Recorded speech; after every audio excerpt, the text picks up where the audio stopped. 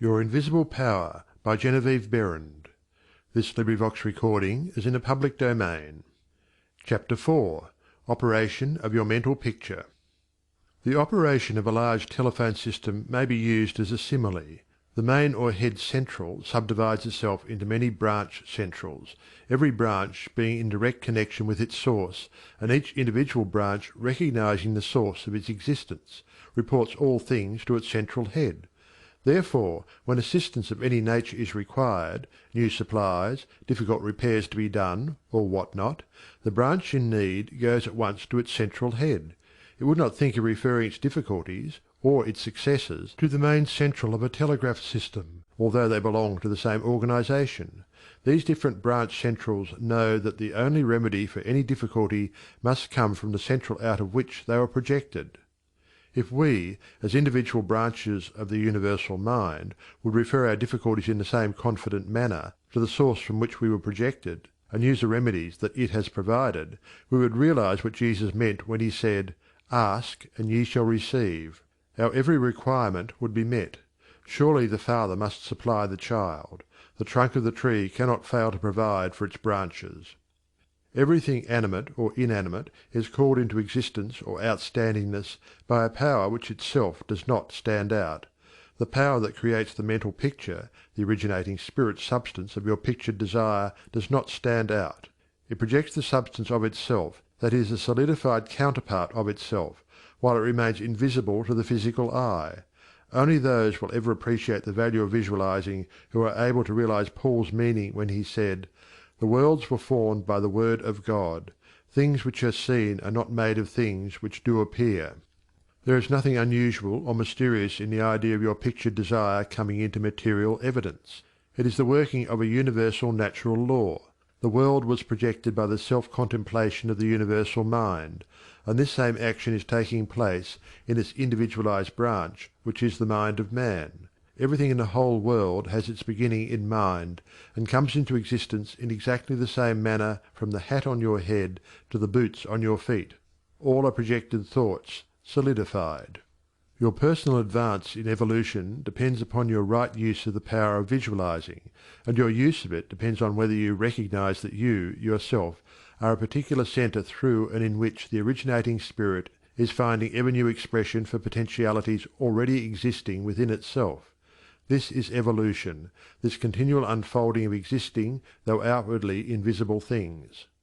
Your mental picture is the force of attraction that evolves and combines the originating substance into specific shape. Your picture is the combining and evolving powerhouse, so to speak, through which the originating creative spirit expressed itself. Its creative action is limitless, without beginning and without end, and always progressive and orderly. It proceeds stage by stage, each stage being necessary preparation for the one to follow.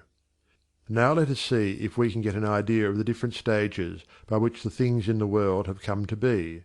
Troward says, "If we can get at the working principle which is producing these results, we can very quickly and easily give it personal application. First, we find that the thought of originating life or spirit about itself is its simple awareness of its own being, and this produced a primary ether, a universal substance out of which everything in the world must grow." Troward also tells us that though this awareness of being is a necessary foundation for any further possibilities, it is not much to talk about. It is the same with individualized spirit, which is yourself. Before you would entertain the idea of making a mental picture of your desire as being at all practical, you must have some idea of your being, of your "I am," and just as soon as you are conscious of your "I amness," you begin to wish to enjoy the freedom which this consciousness suggests. You want to do more and be more, and as you fulfill this desire within yourself, localized spirit begins conscious activities in you. The thing you are most concerned with is the specific action of the creative spirit of life, universal mind specialized. The localized God germ in you is your personality, your individuality, and since the joy of absolute freedom is the inherent nature of this God germ, it is natural that it should endeavor to enjoy itself through its specific center. And as you grow in the comprehension that your being, your individuality, is God particularizing himself, you naturally develop divine tendencies.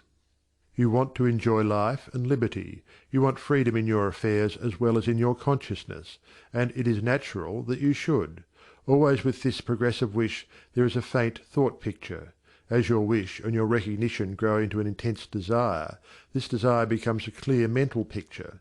For example, a young lady studying music wishes she had a piano in order to practice at home.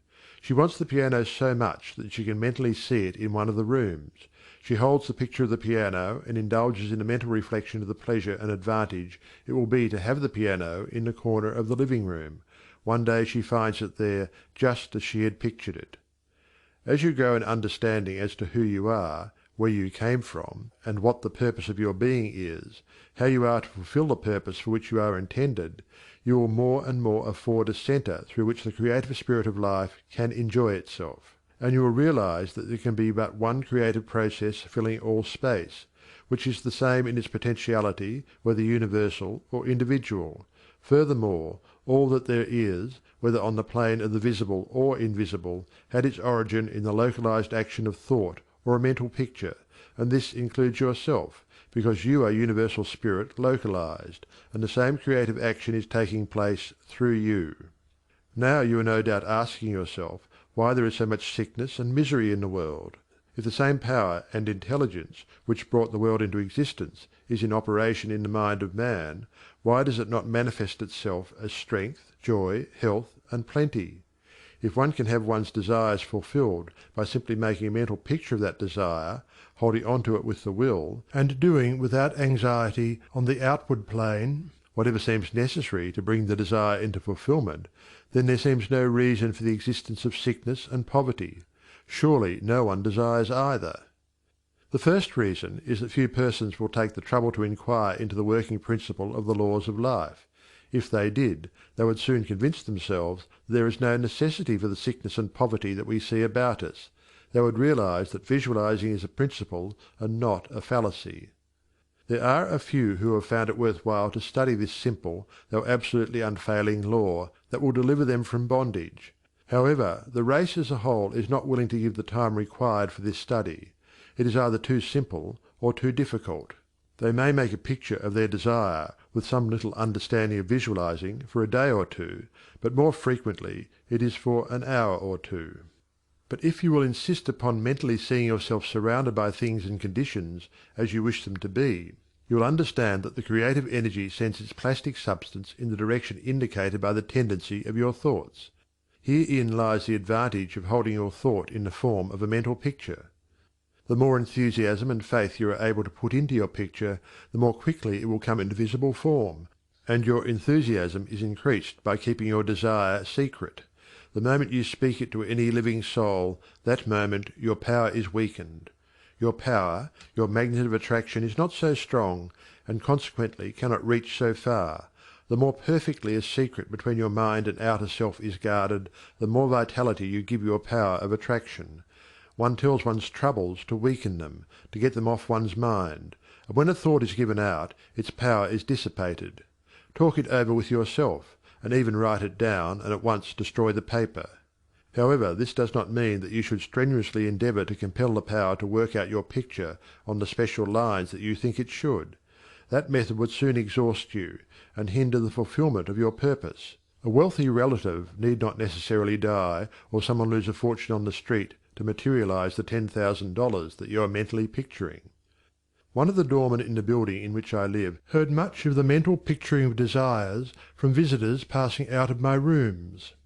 The average desire was for $500. He considered that $5 was more in his line, and began to visualize it, without the slightest idea of where or how he was to get it. My parrot flew out of the window, and I telephoned to the men in the courtyard to get it for me. One caught it, and it bit him on the finger. The doorman, who had gloves on, and did not fear a similar hurt, took hold of it and brought it up to me. I gave him 5 $1 bills for the service. This sudden reward surprised him. He enthusiastically told me that he had been visualizing for just $5, merely from hearing that others visualized. He was delighted at the unexpected realization of his mental picture. All you have to do is to make such a mental picture of your heart's desire, Hold it cheerfully in place with your will, always conscious that the same infinite power which brought the universe into existence brought you into form for the purpose of enjoying itself in and through you. And since it is all life, love, light, power, peace, beauty and joy, and is the only creative power there is, the form it takes in and through you depends upon the direction given it by your thought indicator. In you it is undifferentiated, waiting to take any direction given it, as it passes through the instrument that it has made for the purpose of self-distribution. It is this power which enables you to transfer your thoughts from one form to another. The power to change your mind is the individualized universal power taking the initiative, giving direction to the fluent substance contained in every thought. It is the simplest thing in the world to give this highly sensitive plastic substance any form you will through visualizing. Anyone can do it with a small expenditure of effort. Once you really believe that your mind is a center through which the plastic substance of all there is in your world takes involuntary form, the only reason why your picture does not always materialize is because you have introduced something antagonistic to the fundamental principle. Very often this destructive element is caused by the frequency with which you change your pictures. After many such changes you decide that your original desire is what you want after all. Upon this conclusion you begin to wonder why, being your first picture, it hasn't materialized. The plastic substance with which you are mentally dealing is more sensitive than the most sensitive photographer's film. If, in taking a picture, you suddenly remembered that you had already taken a picture on that same plate, you would not expect a perfect result of either picture. On the other hand, you may have taken two pictures on the same plate unconsciously. When the plate has been developed and the picture comes into physical view, you do not condemn the principle of photography, nor are you puzzled to understand why your picture has turned out so unsatisfactorily. You do not feel that it is impossible for you to obtain a good, clear picture of the subject in question. You know that you can do so by simply starting at the beginning, putting in a new plate, and determining to be more careful while taking your picture next time. These lines followed out, you are sure of a satisfactory result.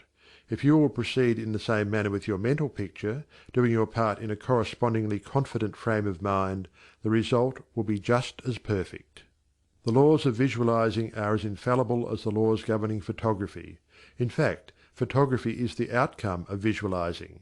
Again, your results in visualizing and your desires may be imperfect or delayed through the misuse of this power, owing to the thought that the fulfillment of your desire is contingent upon certain persons or conditions. The originating principle is not in any way dependent upon any person, place, or thing. It has no past and knows no future. The law is that the originating creative principle of life is the universal here and everlasting now. It creates its own vehicles through which to operate. Therefore, past experience has no bearing upon your present picture. So do not try to obtain your desire through a channel that may not be natural for it, even though it may seem reasonable to you. Your feeling should be that the thing, or the consciousness which you so much desire, is normal and natural, a part of yourself, a form for your evolution.